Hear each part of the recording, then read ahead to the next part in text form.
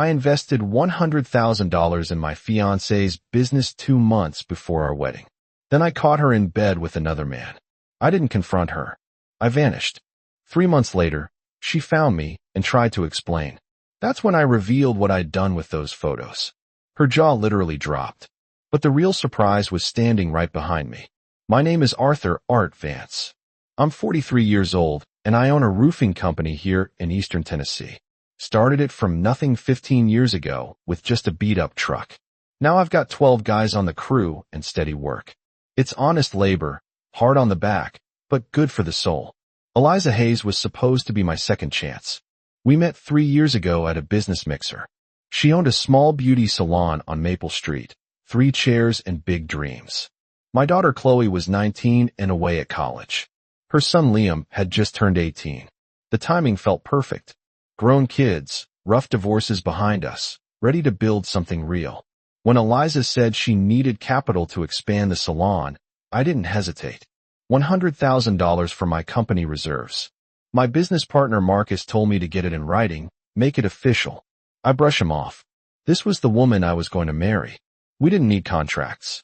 We had trust. That Tuesday, I was working the Peterson place replacing storm damage. Around noon, Marcus texted about an equipment issue. I climbed down and headed back to the shop. Turned out to be nothing. He'd already handled it. I should have returned to the job site, but something pulled me home instead. I got there around 1:30. Eliza's silver Lexus sat in the driveway, which surprised me. She usually worked Tuesdays. The house felt quiet, wrong somehow. I opened the door and just stood there listening. Then I heard it. Low voices upstairs. A man's laugh I didn't recognize. My work boots stayed quiet on the carpet as I climbed those stairs. Each step felt heavy, deliberate. The bedroom door stood half open, and through it I saw everything I needed to see. Eliza in our bed with someone else. He was maybe 40. Dark hair, expensive watch. His shirt draped over the chair. I'd refinished myself. They didn't notice me standing there. Too caught up to see the man who paid their mortgage. I pulled out my phone, killed the sound, and took 3 photos. Clear shots, good light, undeniable evidence. Then I turned and walked back down those stairs without making a sound. I walked out of that house like a man in a trance. My truck sat in the driveway, keys already in my hand, though I didn't remember grabbing them. I climbed in, started the engine, and backed out onto the street. Didn't slam the door, didn't peel out, didn't do anything that would alert them to what just happened. Just drove away smooth and steady like it was any other afternoon. 3 blocks down, I pulled into the parking lot behind the old lumber yard and just sat there, engine running, AC blasting, staring at the crumbling brick wall in front of me. My hands gripped the steering wheel tight enough to hurt. That's when it hit me. Not anger, not yet. Just this hollow feeling spreading through my chest like ice water. I pulled out my phone and looked at the photos. Crystal clear. No denying what they showed. Part of me wanted to delete them. Pretend I'd never seen anything. The other part knew I'd need them eventually.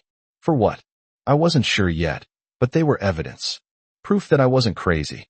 Wasn't imagining things. I sat there maybe 20 minutes before my phone bust. Text from Eliza. Hey babe, running errands. Be home around 5. Want me to grab dinner? The casual lie of it made something shift inside me.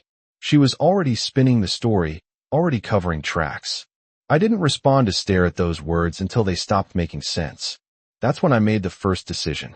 I powered down my phone completely, popped the back off, and pulled out the SIM card, held that tiny piece of plastic between my fingers. Everything connected to my old life reduced to something smaller than a dime. I opened the truck door and dropped into the storm drain. Heard it ping. Off metal somewhere deep below the street. Then I drove to the Walmart on Highway 11. Paid cash for a cheap prepaid phone, the kind you buy and throw away. $28. The kid at the register barely looked at me. I activated in the parking lot, sitting in my truck with the windows down and the late afternoon heat pressing in. New phone, new number, clean slate. Nobody had it yet. Nobody would. Next stop was Gus Donovan's place. Gus and I went back to high school, played football together, got drunk for the first time on the same bottle of Jack Daniels behind the Piggly Wiggly when we were 16. He owned 30 acres out past the county line, mostly woods, a little pond.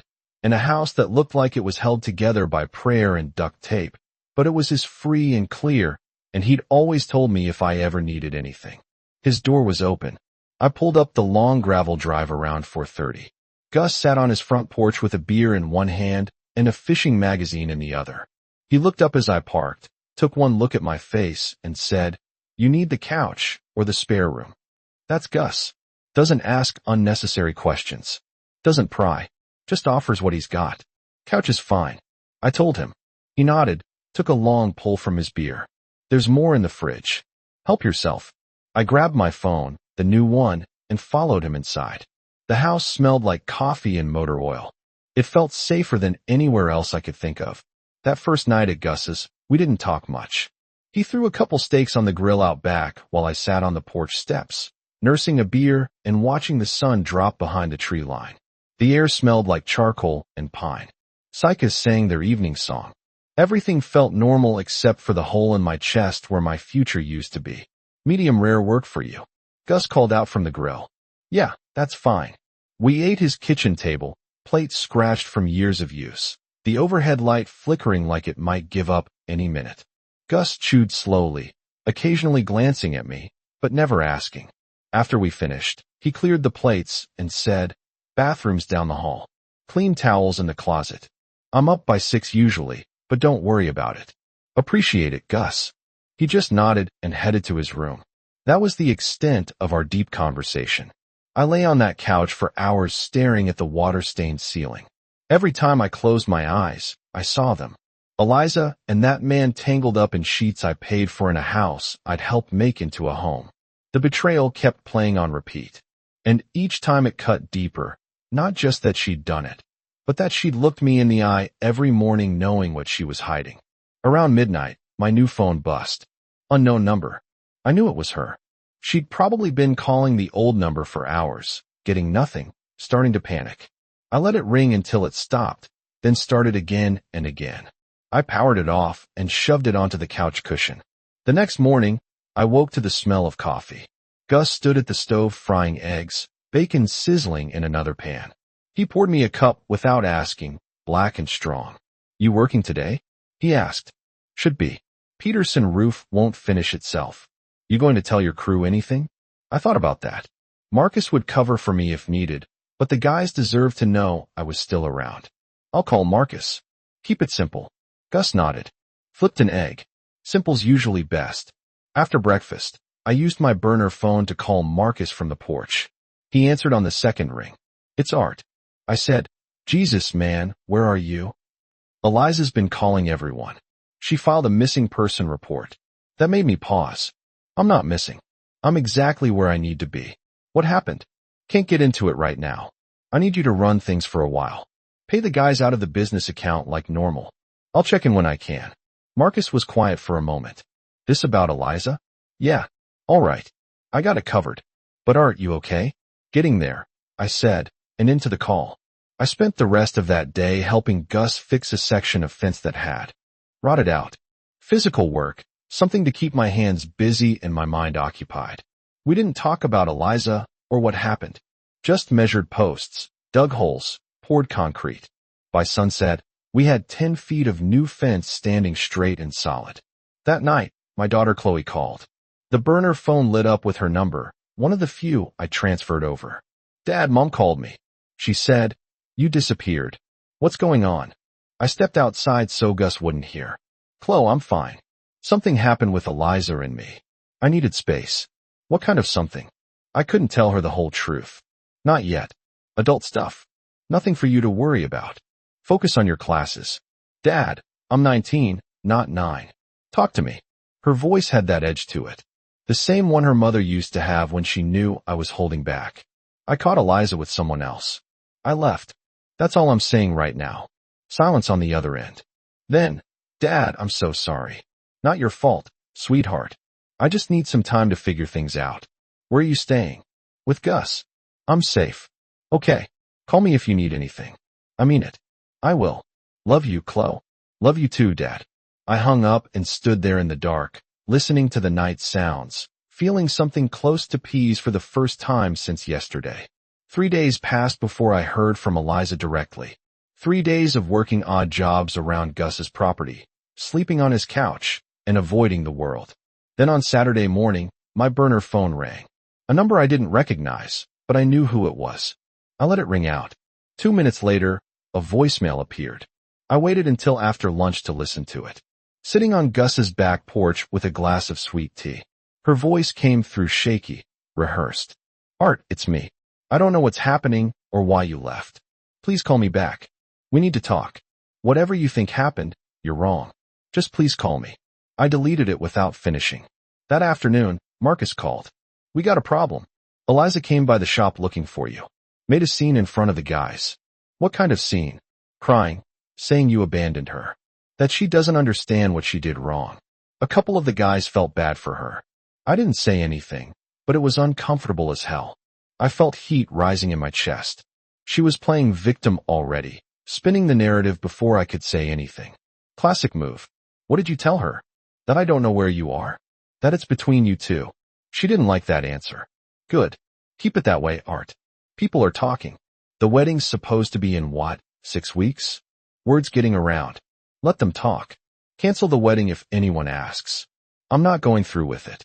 Marcus exhaled long and slow. You sure about this? Never been more sure of anything. After I hung up, I sat there thinking about the deposits we'd already put down. The venue by the lake, $1,500. The caterer, another $2,000. Flowers, photographer, all of it non-refundable. Thousands of dollars gone. But that money was nothing compared to what I'd already lost. $100,000 in her business. And the future I thought we'd have. That evening, Gus came home from town with news. Ran into Frank at the hardware store. He mentioned Eliza's been telling people you had a breakdown, that the stress of the wedding got to you, and you just snapped. I looked at him, that what people believe some of them, others figure there's more to it. Small town art folks like to gossip. Let them. I'm not defending myself to anyone. Gus grabbed 2 beers from his fridge, handed me one. You planning to set the record straight eventually, when the time's right now? I'm just trying to breathe. He clinked his bottle against mine. Fair enough. Sunday morning, Chloe called again. Dad, I talked to Liam. That surprised me. Liam, who was Eliza's son, a decent kid who had always treated me with respect. What did he say? He's confused. His mom won't tell him anything except that you left. He wanted to know if you're coming back. Poor kid. None of this was his fault either. What did you tell him? That I didn't know? Dad, he really looks up to you. He's taking this hard. Guilt twisted in my stomach. Liam had called me more than once asking for advice about college applications and job interviews. I've been more of a father to him in 2 years than his real dad had been in 18. I'll reach out to him when things settle, but I can't go back there, Chloe. I know. Just wanted you to know. After we hung up, I sat on Gus's porch and thought about all the collateral damage from arranged choices, the kids caught in the middle, the wedding guests who'd made plans, the vendors who'd lose deposits, my reputation around town. But none of that changed what I saw in that bedroom. None of it erased the photos on my phone, and none of it meant I owed her forgiveness or explanation. I was done being the nice guy who got walked on. This time, I disappear on my terms and come back when I was ready. Not a moment sooner. 2 weeks in, and the wedding collapsed on its own. The venue called Marcus at the shop asking about final payment. He told them to cancel everything. The florist, the caterer, the photographer, all of them got the same message. The wedding wasn't happening. Deposits were gone. But I didn't care. That money was already dead to me. Word spread fast in a town her size. People started asking questions. Some folks sided with Eliza, believed her story about me having a breakdown. Others sensed something deeper and kept their distance from both of us. I heard through Marcus that her salon had lost a few clients. Guess some people don't like doing business with someone involved in that kind of drama.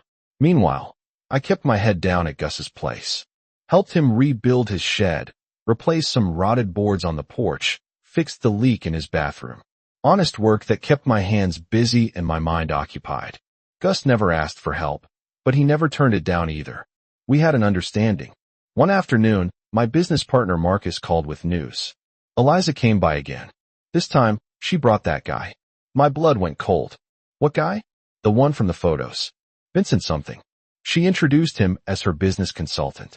Said they were working on expanding the salon. The audacity of it burned through me like acid. She was already parading him around, making it official, acting like I was the problem.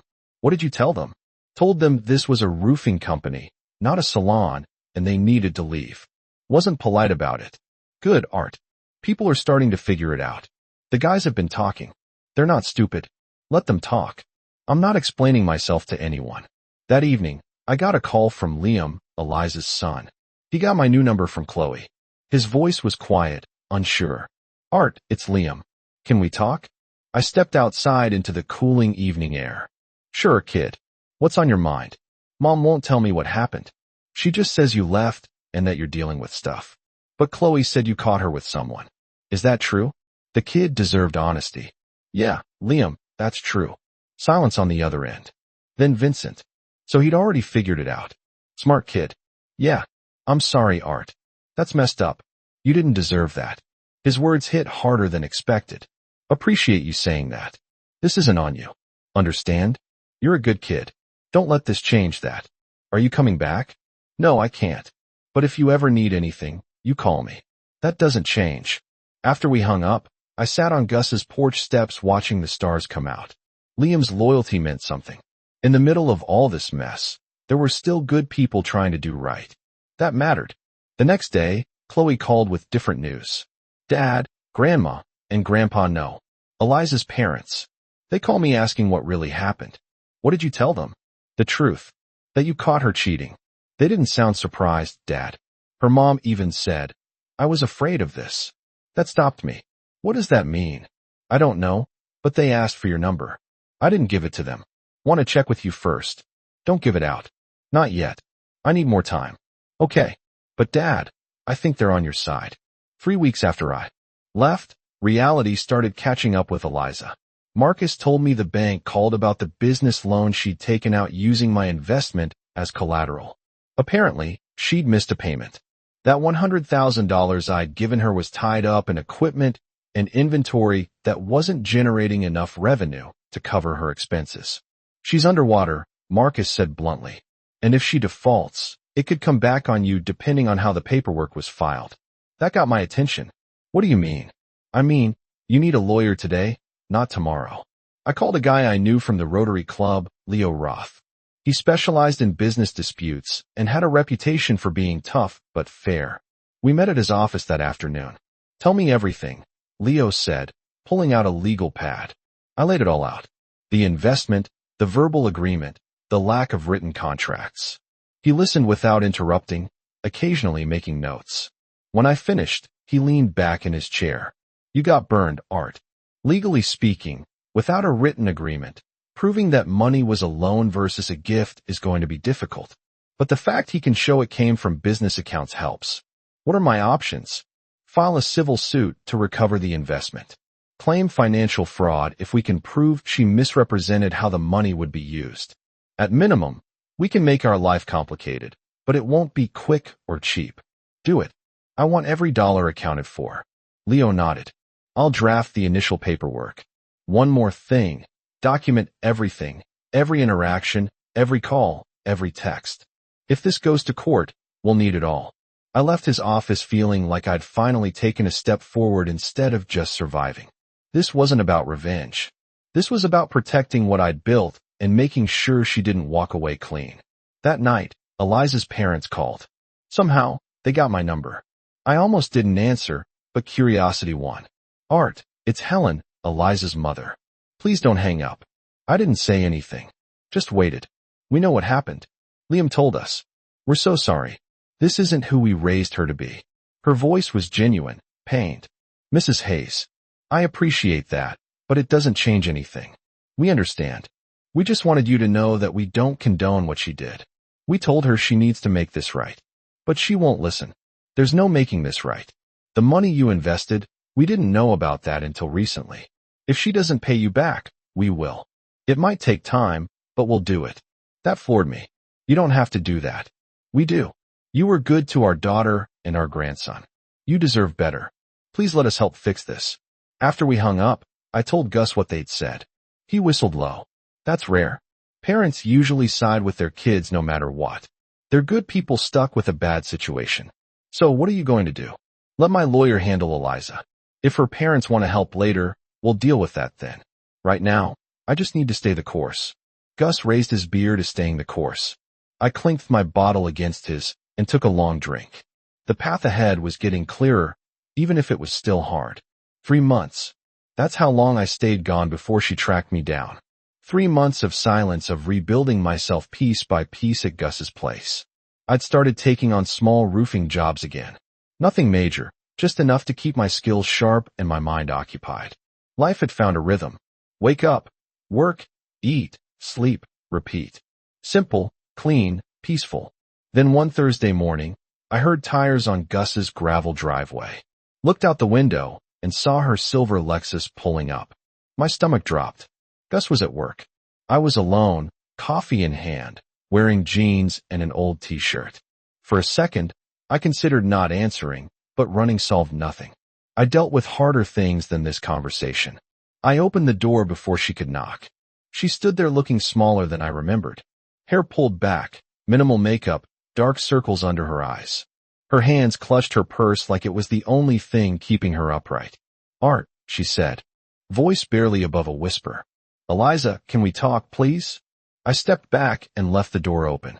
Didn't invite her in, just gave her space to decide. She crossed the threshold slowly, like she was entering a courtroom instead of a friend's living room. I gestured to the kitchen table. She sat. I poured her coffee without asking. Black the way she used to drink it. Old habits. I sat across from her and waited. "I've been looking everywhere." She started. "Your parents wouldn't tell me. Marcus wouldn't tell me. Even Chloe." "Good. I told them not to." That stopped her. She looked down at the coffee cup untouched. "I need to know why you left. Why you just disappeared without a word." I leaned back in my chair. "You know why?" "No, I don't. One day we were fine planning our wedding, and the next we were gone. I don't understand what happened." The lie came so easy to her. Maybe she'd said enough times that she believed it. I reached into my pocket and pulled out my phone, opened the photos, slid the phone across the table. She looked at the screen. Her face drained of all color. The kind of pale you can't fake. The kind that comes from knowing there's no way out. "I didn't know you saw," she whispered. "I saw enough." She stared at that photo like it might change if she looked long enough. Like the truth might rearrange itself into something she could explain away. But pictures don't lie. They just sit there permanent and undeniable. "This isn't what it looks like," she said finally. "I've been waiting for that line. They all use it. It's exactly what it looks like. You and Vincent in our bed 2 months before our wedding. He was helping me with the business. We got close. It was a mistake. A mistake is forgetting to pay a bill. This was a choice. Multiple choices." She tried to say something else, but I held up my hand. The question I've been saving for 3 months sat on my tongue. "Ready?" We were 2 months away from the wedding. "Eliza, tell me, was it worth it?" She didn't answer my question. Just sat there with tears starting to roll down her face. Mouth opening and closing like she couldn't find words that would fix this. There weren't any. We both knew it. "I made a mistake," she said again. Like repetition would make it true. "You made a decision. Own it. Please, Art. We can work through this. Go to counseling. Start over. I'll end things with Vincent. I'll do whatever it takes." I let her words hang in the air between us. 3 months ago, maybe they would have meant something before I'd spent 90 days processing what she'd done. Before I talked to lawyers and learned how deep her betrayal went. "There's something else you should know," I said calmly. "I sent those photos to your parents." Her eyes went wide. "You did what?" "They paid for half that wedding. Put down deposits. Believed in us. They deserved to know why I left. You had no right. I had every right. They called me. Apologized, so they'd help pay back the money you took from me." She stood up fast, chair scraping against the floor. "That money was an investment in our future. Our future ended the day you brought him into our bed." Her face twisted with anger. "Now, tears forgotten. You're cruel. You know that. Walking away without explanation, hiding like a coward, turning my own parents against me. I didn't turn anyone against you. You did that yourself." Before she could respond, I heard footsteps on the porch. The door opened, and Sarah walked in. A woman I met 4 weeks ago at a community barbecue Gus had dragged me to. She was a nurse at the county hospital. Divorced 3 years, kind smile, and honest eyes. We've been seeing each other casually, nothing serious yet, just coffee and conversation and slowly learning to trust again. She saw Eliza and paused, reading the room instantly. But she didn't retreat, just walked over to me, set her hand on my shoulder. Everything okay here? Sarah asked, her voice steady. I looked up at her and felt something solid in my chest. Yeah, everything's fine. Eliza stared at us, comprehension dawning. Are you serious? You're with someone else already. Already? It's been 3 months. And yes, I stood up, put my arm around Sarah's waist. Not to hurt Eliza, but because it felt right. Because Sarah represented something Eliza never had. Honesty. Respect. Someone who showed up when they said they would. Eliza's jaw literally dropped. Her mouth opened, but no sound came out. She looked between us like she was seeing something impossible. I walked to the door and opened it. You should go, Eliza. There's nothing left to say. Art, please get out. And I hope life teaches you what you need to learn. She stood there another moment, her clutch tight, tears streaming now. Then she turned and walked out. I watched her Lexus pull away down the gravel drive, tail lights disappearing into the trees. When I closed the door, Sarah turned to me. That was her. Yeah, you did good. Stayed calm. Didn't give her anything. I pulled her close. Thank for being here. Nowhere else I'd rather be. For the first time in 3 months, I felt truly free. 2 weeks after Eliza left Gus's place, my lawyer Leo called with news. We met at his office downtown, and he had that look lawyers get when they've won something significant. Her attorney reached out. They want to settle, Leo said, sliding papers across his desk. I read through the proposal. Eliza would repay $60,000 of the $100,000 I'd invested to be paid over 3 years. Her parents had co-signed as guarantors. If she defaulted, they'd cover it. Additionally, she'd sign away any claim to my business or personal assets. 60,000 isn't 100. I said, no, but it's realistic. Her business is failing. The salon's being sold to cover debts. Between what the sale brings and what her parents are contributing, 60 is what we can actually collect. We could fight for more, but it'll cost you in legal fees and time. This way, you get most of your money back and you're done. I thought about it. The money mattered, but freedom mattered more. What about Vincent? Leo's expression darkened. Interesting story there. His wife filed for divorce, took the kids, and moved back to her parents' place in Virginia. He lost his contractor's license over some unrelated issues that came to light during the investigation. Word is he's working construction labor now. Karma had been busy and Eliza living with her parents. The salon sold last week. She's looking for work, but her reputation in this town is shot. People talk. I signed the settlement agreement. Let's be done with this. 3 days later, the papers were finalized. Chloe called that evening excited. Dad, I heard about the settlement. Grandma told me. Are you coming home? Not to that house. But yeah, I'm coming back to town. Found a place near the shop. Moving in next month. What about Sarah? I smiled. Chloe had met her twice now. Liked her immediately. She's staying in her place for now. We're taking it slow. Doing it right this time. Good. You deserve someone who treats you right. The following week, I had coffee with Eliza's parents. Helen and Robert met me at the diner on Main Street. They looked older than I remembered, worn down by their daughter's choices. We're setting up the payment plan through our bank, Robert said. First payment hits your account next Friday. You'll get a check every month for 3 years. You don't have to do this. I said, the settlement doesn't require. Helen cut me off. Yes, we do. You're good to our family. What Eliza did was unforgivable. This is the least we can do. How's Liam handling everything? Better than expected. Robert said he got accepted to trade school. Wants to be an electrician. Says you inspired him to work with his hands.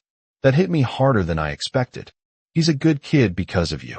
You showed him what a real man looks like. We're grateful for that. Even if things ended badly. We finished our coffee, shook hands, and I drove back to Gus's place feeling lighter. The money would come back eventually. My reputation was intact, and I had a future with someone honest. That night, Sarah came over. We sat on Gus's porch watching the stars come out, her head on my shoulder. You seem different, she said. Lighter somehow. Settlement's done. It's finally over. How do you feel? I thought about it.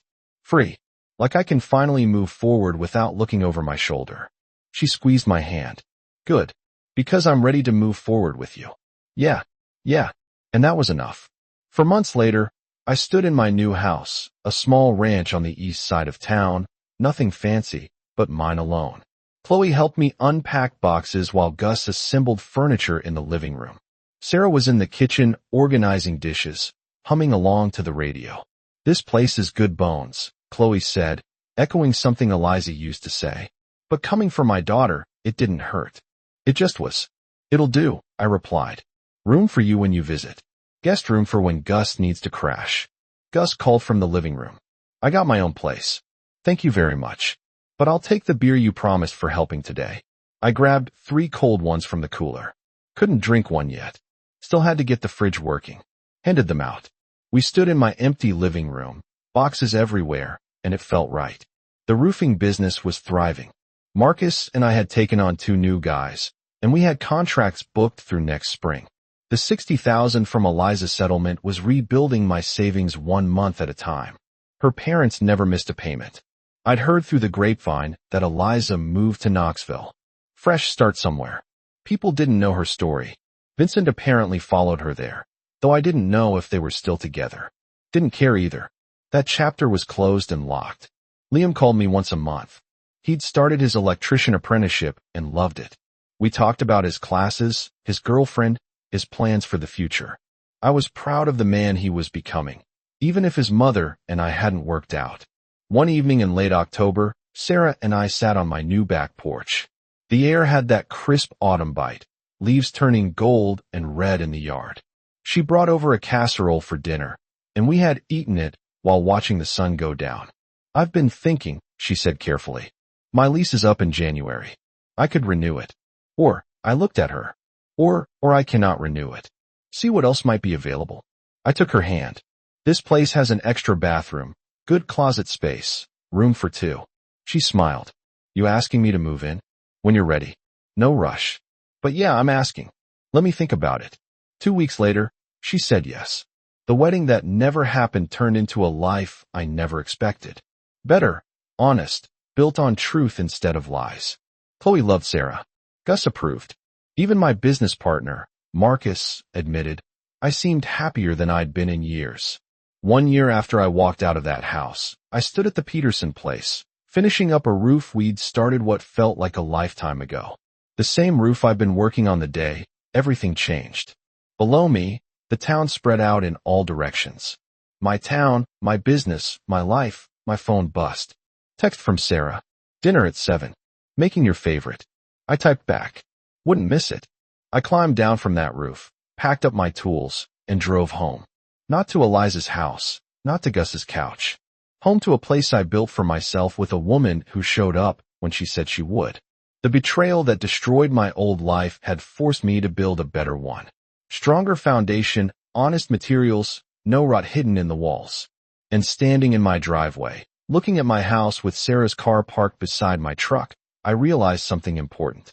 Sometimes the worst thing that happens to you is actually the best thing that could have happened. I was finally exactly where I needed to be.